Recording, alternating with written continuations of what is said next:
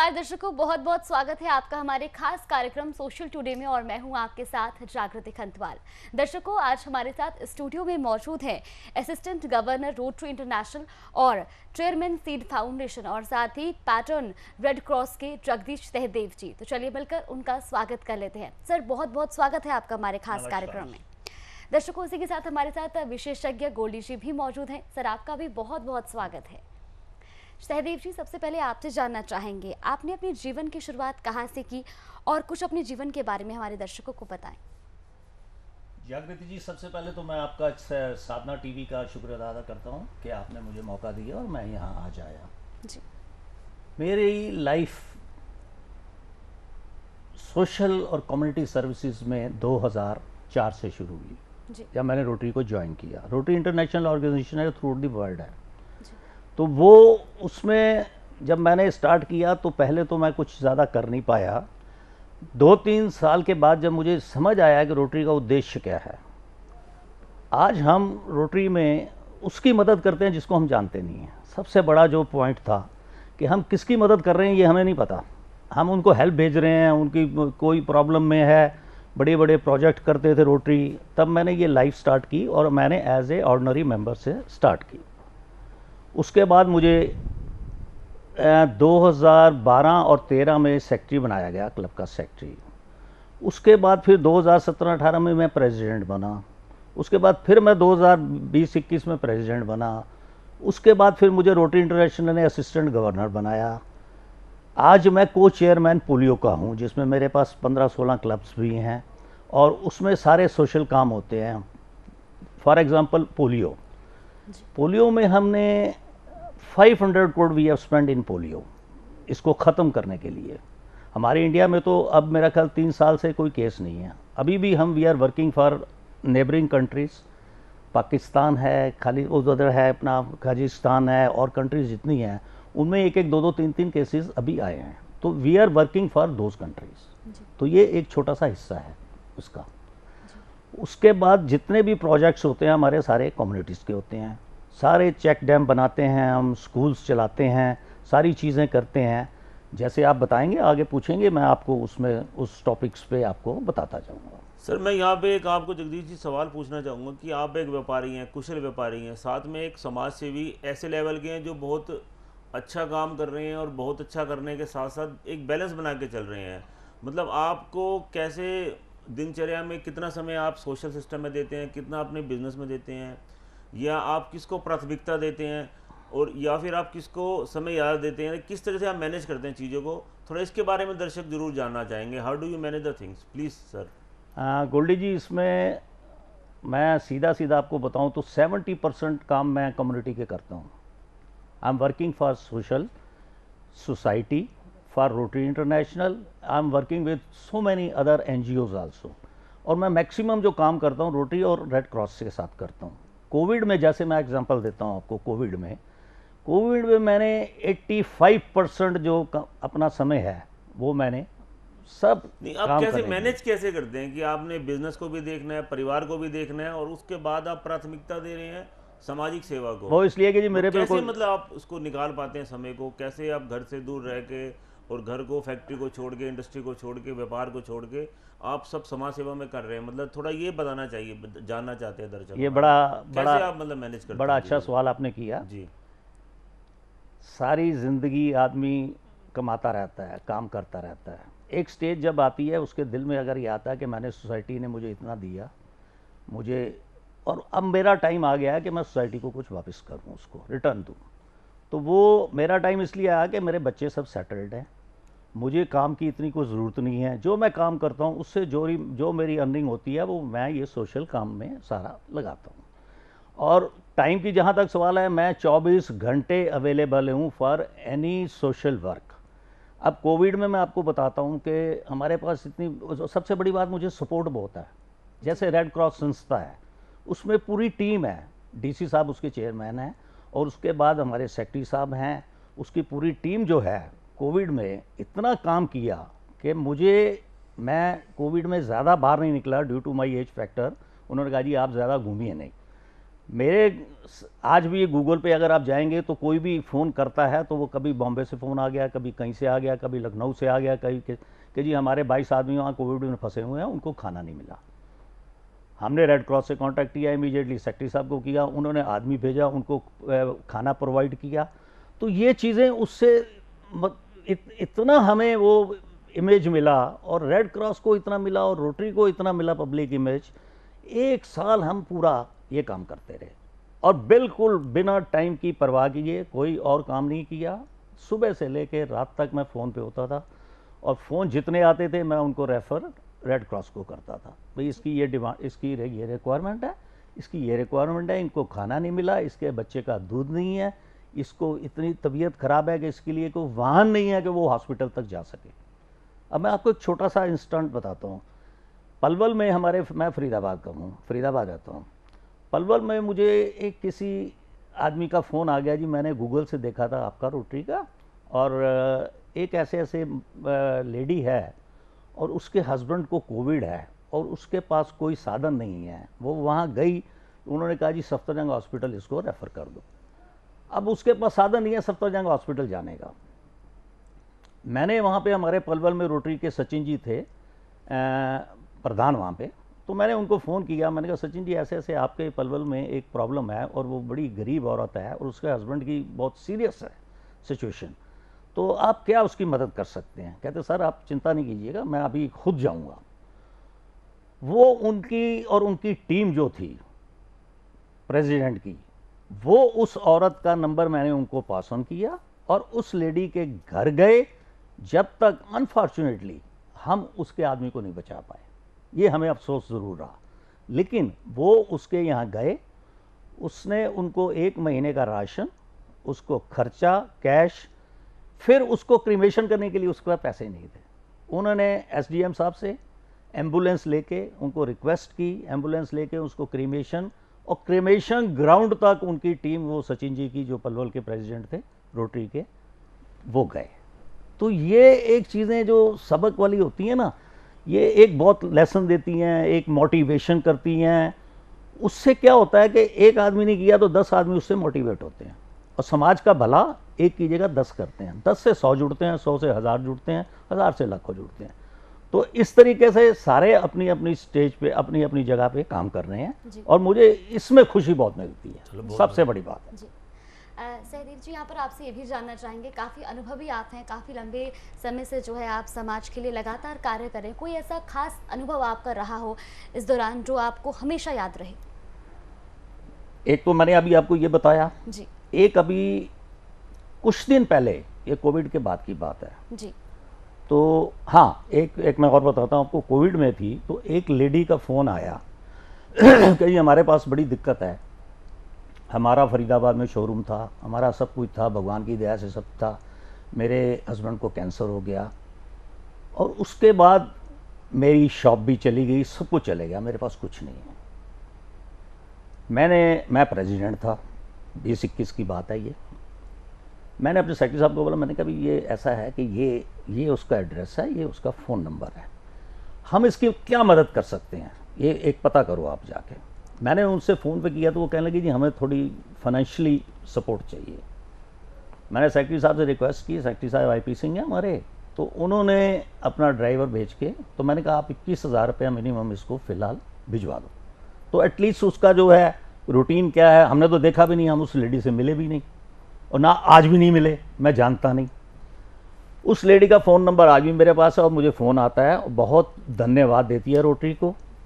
और वो कहते हैं जी अगर समाज में ऐसे सारे थोड़े से भी आदमी और बढ़ जाएं तो मेरा ख्याल किसी को कोई दिक्कत कभी आएगी नहीं। तो ये मेरा एक अनुभव था, जिस आदमी को मैंने देखा नहीं, जिस आदमी को मैंने कभी मिला नहीं, जिससे मेरी कोई जान पहचान नहीं, मेरा कोई इंटरेस्ट नहीं, तो रोटरी उसकी हेल्प करती है जिसको कुछ ने देखा ही नहीं। उसको घर बैठे उसको पता है कि सिर्फ रोटरी से ये आया और 21,000 रुपये हमने उसको दे दिया। उसने थोड़ा सा उससे 2-3 महीने चलाया, तब तक वो सिचुएशन ठीक हो गई। उसका मुझे फ़ोन आया कि सर मैंने अब सर्विस कर ली है, अब मुझे कोई दिक्कत नहीं। तो मुझे सबसे बड़ी खुशी ये मिली। सर यहाँ पर एक बात मैं और पूछना चाहूँगा, जैसे कि आपको एग्ज़ाम्पल 100 लोग अप्रोच कर सकते हैं, आप इस बारे में क्या प्लान करते हैं कि अगर किसी को समस्या, कोई प्रॉब्लम आती है तो ये 100 से 1000 लोग या 10,000 लोग, ये दायरा कैसे बड़ा हो सकता है कि मैक्सिमम लोग समस्या लेके आप तक पहुंच सके? क्योंकि बहुत सारे लोग तो आप तक पहुंच ही नहीं पाते, और पहुंच पाते हैं कौन से बात आप तक पहुंच पाती है, कितनों को आप सॉल्व कर पाते हैं? तो मैक्सिमम नंबर ऑफ़ पीपल आपके पास समस्याएं लेकर आएँ, उसके लिए आप क्या प्लान करते हैं, क्या सोचते हैं या क्या एक्शन लेते हैं? इसके बारे में सर हम ज़रूर जानना चाहेंगे आपसे। इसके लिए जी हमारी पहले 4 क्लब्स होती थी फरीदाबाद में, इस वक्त हमारी 32 क्लब्स हैं। ये फैलता फैलता जब क्लब्स बन गई, और एक क्लब में 20 से लेके 30, 35, 40 मेंबर्स होते हैं, और कईयों में 60 भी हैं। एक हमारी अभी लेटेस्ट क्लब बनी थी 2-3 साल पहले, वैसे तो ये पुरानी है, लेकिन फरीदाबाद की जो क्लब बनी है उसमें 105 मेंबर्स हैं। और ये जितने रोटरी के मेंबर्स होते हैं, they most of the members they belongs to very high class. They are industrialist, they are businessman, they are doctors, they are professionals, CA, they are all well qualified team, और वो संपन्न हैं किसी की भी मदद करने के लिए। अभी हमने जो कुछ साल हुए रोटरी ब्लड बैंक फरीदाबाद में खोला, नोएडा में है हमारा, नोएडा में हमारा एक कैंसर हॉस्पिटल भी है, दिल्ली में बहुत बड़ा ब्लड बैंक है जिसके हम गरीबों को फ्री ब्लड देते हैं, और जो बाकी होते हैं उनका एक नॉमिनल चार्जेस है, जो मेंटेनेंस चार्जेस होते हैं वो हम लेते हैं। और ब्लड की थैलीसेमिया के बच्चों को हर 15 दिन के बाद उनका ब्लड ट्रांसफ़र होता है, वो हम फ्री ऑफ कॉस्ट देते हैं। हमारा एक 10 बेड का थैलीसेमिया सेंटर जो है फरीदाबाद में है, वो हमारे सतीश गोसाई जी हैं, बिजनेसमैन हैं, नवदीप चावला जी हैं, लखानी साहब हैं, ये जितनी हस्तियाँ हैं हमारी फरीदाबाद की, बत्रा साहब हैं, तो ये इतनी मदद करती हैं। उनसे कहो जी आप 10 लाख रुपए चाहिए, वो 10 लाख दे देते हैं, 20 लाख चाहिए, वो 20 लाख की मदद कर देते हैं। तो एक सिस्टम है रोटरी में, रोटरी में कोई भी बिल्कुल सेल्फलेस, सर्विस अबव सेल्फ हमारा जो उद्देश्य है। और इस संस्था को, रोटरी इंटरनेशनल को 115 साल हो गए, और भारत में 100 साल पुरानी है। लास्ट ईयर हमारे शेखर मेहता जी थे जो इंडियन प्रेसिडेंट थे वर्ल्ड के, 4th प्रेसिडेंट। एक 100 साल में हमारे 4 प्रेसिडेंट आए हैं। अभी वो पीछे प्राइम मिनिस्टर से भी मिले थे, हमने वो प्राइम मिनिस्टर केयर में भी बहुत मदद की, इक्विपमेंट्स के लिए भी कोविड में 60-70 करोड़ रुपए दिए। तो ये चीज़ें जो हैं, ये रोटरी का बड़ा लेवल, चेक डैम बनाते हैं हम, हॉस्पिटल्स बनाते हैं। अभी एक हैदराबाद में, जैसे मैं आपको बता रहा था कि एक हॉस्पिटल अभी बना है वहाँ पे, उसमें उन्होंने क्या किया है कि जो लास्ट स्टेज पे पेशेंट होते हैं कि जी 2 महीने रह गए हैं, 3 महीने रह गए हैं इसके, और वो घर वाले क्या करते हैं कि उनको हॉस्पिटल में छोड़ देते हैं, नर्सिंग होम में छोड़ देते हैं। लेकिन उनको वो जो चाहिए होता है ना, एक इमोशनल टच, भाई मेरे सामने मेरा बेटा है, मेरी बहू है, मेरे मदर हैं, मेरे फादर हैं, मेरे भाई हैं, वो नहीं मिलता। चाहे वो यंग होता है, चाहे वो बुजुर्ग होता है, उसको उस 2 महीने, 3 महीने, 4 महीने, 6 महीने जीने के लिए कि वो खुशी से जिए, उसको अगर कहीं लेके भी जाना है, अगर उसकी हेल्थ अलाउ करती है, कुछ करता है, तो रोटरी उसको मैनेज करती है। डॉक्टर्स रखे हुए उस हॉस्पिटल में। मुझे एक मोटिवेशन वहाँ से मिला था, मैंने उनकी वीडियो देखी, वो हमारी एक बंजारा क्लब है वहाँ पे, वो उन्होंने वो स्पॉन्सर किया हुआ है। वो उनकी, आप पेशेंट की जब मुस्कान देखेंगे तो आप कहेंगे अरे वाह भाई, ज़िंदगी तो यही है, ज़िंदगी का तो कोई पता नहीं। लेकिन वो जो ज़िंदगी 2 महीने, 3 महीने, 4 महीने जी रहे हैं, वो ज़िंदगी, वो उनको डॉक्टर्स, वहाँ का स्टाफ, वहाँ के जो नर्सिस होती हैं, वो उनको इतना खुश रखती हैं। और हमारे रोटरी के वर्कर्स जाते हैं, बड़े बड़े आदमी जाते हैं, उनसे मिलते हैं, उनको खुश करते हैं। हाँ जी, आपकी क्या दिली तमन्ना है, कुछ करना चाहेंगे? हाँ जी, मुझे पिक्चर देखनी है, टीवी पे पिक्चर लगवा दो। कौन सी पिक्चर देखनी है? तो ये चीज़ें छोटी छोटी उनके जीवन को, वो जो 3-4 महीने या 6 महीने या 1 महीना होता है, उसको सारी ज़िंदगी की यादगार बना देते हैं। तो ये एक छोटी सी प्रयास है जी। सर एक प्रश्न मैं मतलब बड़ा प्राउड फील कर रहा हूँ, खुशी फील कर रहा हूँ, जो मैं आपसे पूछने वाला हूँ। मतलब मुझे अच्छा लग रहा है कि मैं ये प्रश्न आपसे पूछ रहा हूँ। सर आप लगभग 76 साल के हैं, 76 ईयर्स है, और अमूमन होता है कि 58 ईयर्स में या 60 साल में लोग रिटायर हो जाते हैं। तो यानी कि रिटायरमेंट के इतने सालों के बाद कौन आपको प्रेरणा देता है सामाजिक कार्य करने के लिए? किससे आप मोटिवेट होते हैं? क्या देखकर आपको स्पीड और तेज़ हो जाती है, या क्या देख के आप डीमोटिवेट होकर परेशान होकर घर बैठ जाते हैं? कुछ इस बारे में आप ज़रूर बताइए कि आपकी प्रेरणा का स्रोत क्या है, कि भी कहाँ से आपको एनर्जी मिल रही है, कौन से आप चक्की का आटा खाते हैं या कौन सा दूध आप पी रहे हैं? वो हमारे दर्शक जरूर जानना चाहेंगे कि भाई ये मतलब जो गंगा आ रही है, गंगोत्री का मतलब पॉइंट कहाँ है कि जिससे आप इतने अच्छे तरीके से हर टॉपिक पे डिस्कस कर रहे हैं। अब ये जो आपने कितना मूवमेंट बताया लाइफ का, आप कोई आदमी फील करे कि जो कोई व्यक्ति उस पड़ाव पे है कि उसे डॉक्टर ने बताया कि 30 दिन आपका या 15 दिन या 5 दिन समय आपका बैलेंस बचा है, उस समय में उसका बेटा उसके साथ नहीं है, उसका पति, या ऐसी हालात हैं, कोई चाहते हुए उनको नहीं मदद कर पाया।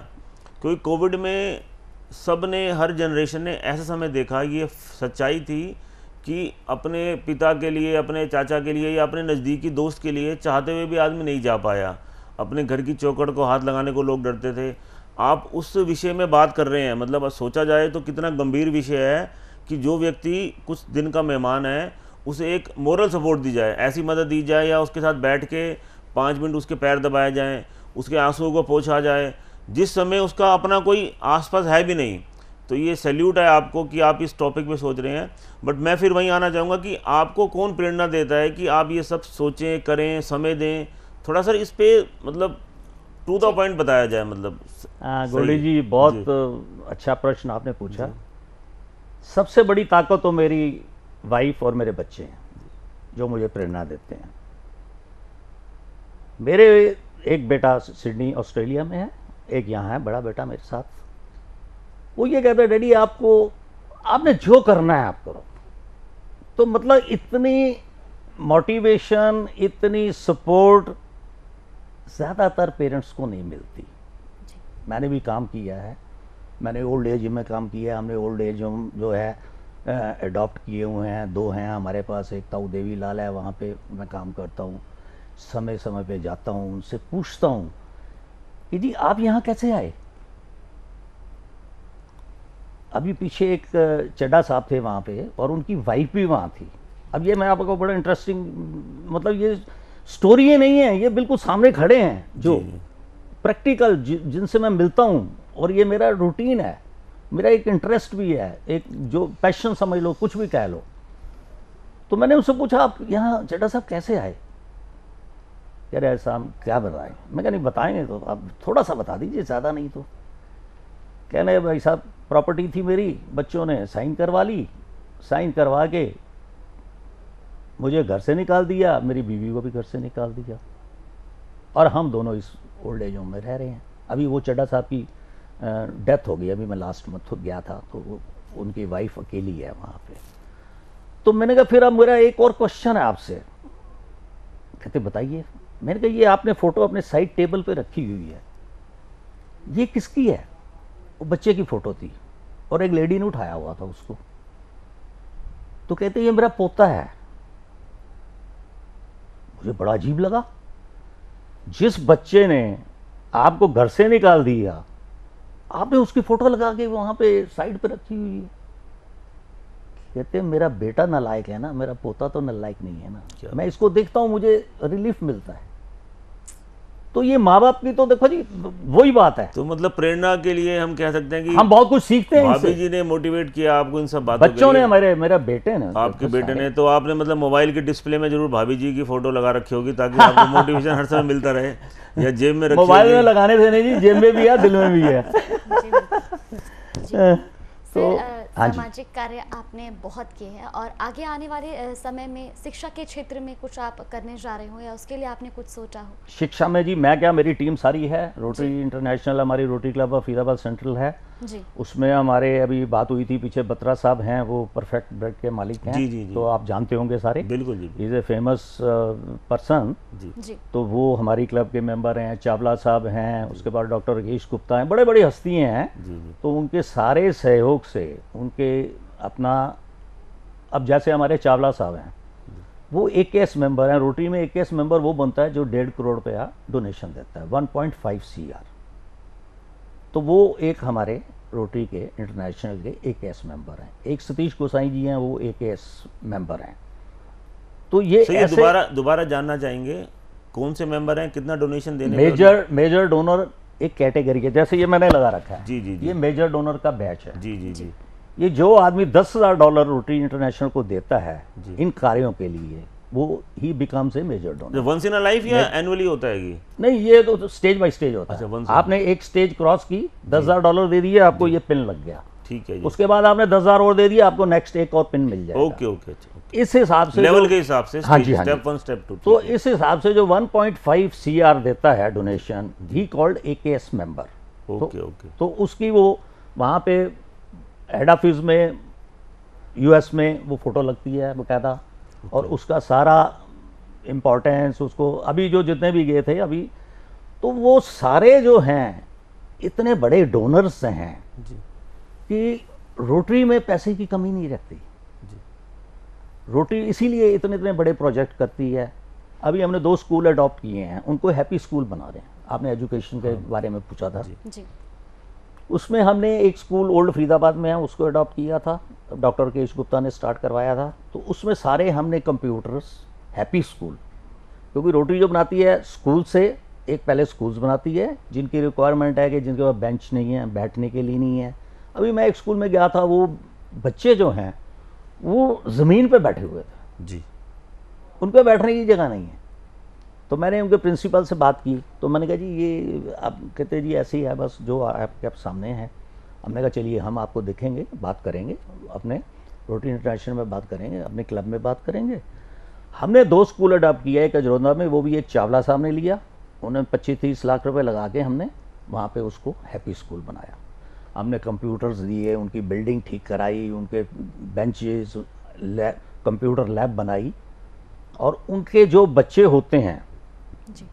जो वेरी इंटेलिजेंट, जो मैक्सिमम जिनको मार्क्स मिलते हैं 12th के बाद, किसी को किसी चीज़ एडमिशन चाहिए, मानव रचना यूनिवर्सिटी से हमारा टाई अप है।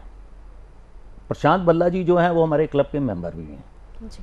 तो जो इंटेलिजेंट बच्चे होते हैं वो वहाँ पे उनको फ्री ऑफ कॉस्ट जो सपोर्ट करते हैं, और फर्दर उनकी स्टडीज़ के लिए बहुत ज़्यादा सपोर्ट करते हैं। तो ये एक बहुत बड़ा एंगल है कि उन बच्चों को, गरीब बच्चों को जिनको कोई सपोर्ट नहीं करता, वो रोटरी करती है।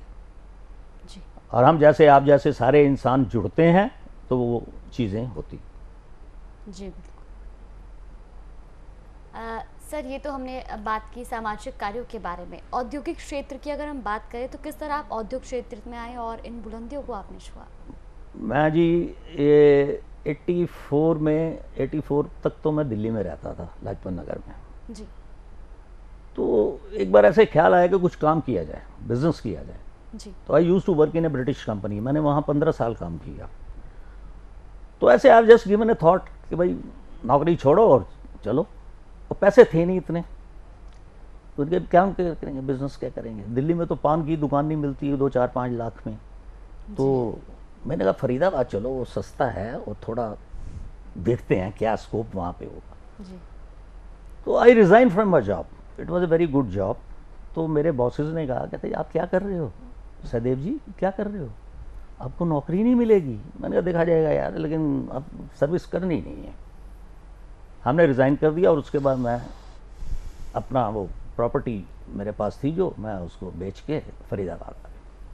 मेरी वाइफ ने भी कहा जी आपने बड़ा रिस्क लिया है, बच्चे हैं, कैसे करोगे, खाना कहाँ से आएगा, ये कहाँ से है। मैं सब आ जाए, चिंता मत करो, एक बार ज़िंदगी में रिस्क तो लेना ही पड़ेगा।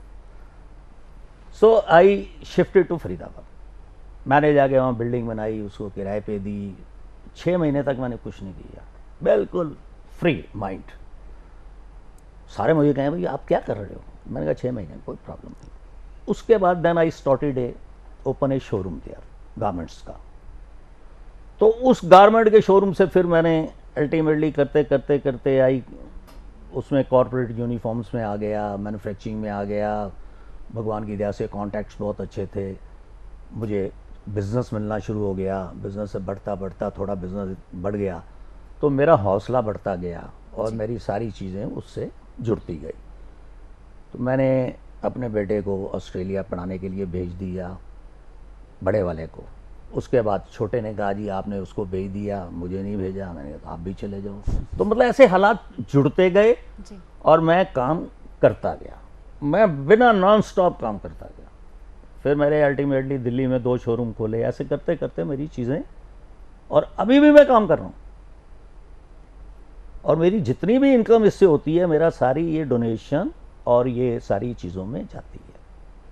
और मुझे सबसे बड़ी खुशी ये होती है कि मैं फरीदाबाद में रहता हूँ। और सबसे बड़ा मैं इसमें एक शुक्रिया अदा अपने चीफ मिनिस्टर हरियाणा जी का भी करूँगा जी। कि हमारे फरीदाबाद को उनकी देन है कि हमारे यहाँ अफसर बहुत अच्छे आते हैं, चाहे वो डीसी साहब हों, चाहे वो सीपी साहब हों, चाहे रेड क्रॉस के हों, वो कॉपरेट बहुत करते हैं जी। उनसे कोई समस्या लेके जाओ। अभी तक जितने डीसी आए हैं, अभी लास्ट डीसी साहब थे जितेंद्र यादव जी, उससे पहले यशपाल यादव जी थे, बहुत बहुत अच्छे।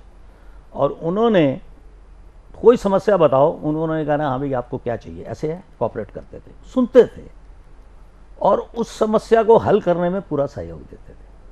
और हमारे, क्योंकि एडमिनिस्ट्रेशन के बिना आपका कोई काम नहीं होता। आपको एक चौराहा भी अडॉप्ट करना है, सपोज अभी हमने एक किया वहाँ पे ब्यूटिफिकेशन के लिए, तो रोटरी ये काम करती है कि चौराहा ले लिया, उसको डेकोरेट कर दिया, उसको सारी चीज़ें कर दी, तो उससे क्या शहर को पता चले कि भाई ये अपने टाउन को कम से कम ब्यूटीफुल बनाओ, अपने देश को अच्छा रखो, साफ रखो। तो ये चीज़ें करने से एडमिनिस्ट्रेशन के बिना तो होती नहीं जी। अब ब्लड डोनेशन है, ब्लड डोनेशन में हम कहीं कैंप लगा रहे हैं और रेगुलर करते हैं, और एडमिनिस्ट्रेशन के सहयोग के बिना नहीं होता, सीएमओ साहब के सहयोग के बिना नहीं होता। पूरी ब्लड बैंक हमारी अपनी है, फिर भी हमें एडमिनिस्ट्रेशन की परमिशन चाहिए होती है, तो वो बड़े बड़े हम लगाते हैं। अभी 18 तारीख को हम एक लगा रहे हैं मानव रचना में, और एक दिन का हमारा टारगेट है 1800 यूनिट्स। एक यूनिट से 3 आदमियों की ज़िंदगी बचती है, तो आप हिसाब लगाइए। उसमें हमारे सारा कॉपरेट करते हैं, एडमिनिस्ट्रेशन भी कॉपरेट करती है, प्रशांत भल्ला जी हैं वो भी कॉपरेट करते हैं, और हमारी टीम जो है वो सारे क्लब के मेंबर्स जो हैं। घर में हम अपना काम नहीं करते, हमारे पास 4-4 मेड्स लगी हुई हैं। और ये एक खासियत है रोटरी इंटरनेशनल मेंबर्स की कि बाहर जाके वही आदमी किसी और आदमियों के लिए काम कर रहे हैं, गरीब आदमियों के लिए व्हील चेयर्स पर जाके बिठा रहे हैं, हम व्हील चेयर्स देते हैं, वो कर। तो आप ये देखिएगा, जो मैं हूँ, जैसे मैं घर में काम नहीं करता, लेकिन जिस वक्त मैं घर से निकला तो मेरा ये सोशल काम शुरू हो जाता जी। मैं अगर सड़क पे भी किसी को देखता हूँ, अगर कुछ कर सकता हूँ।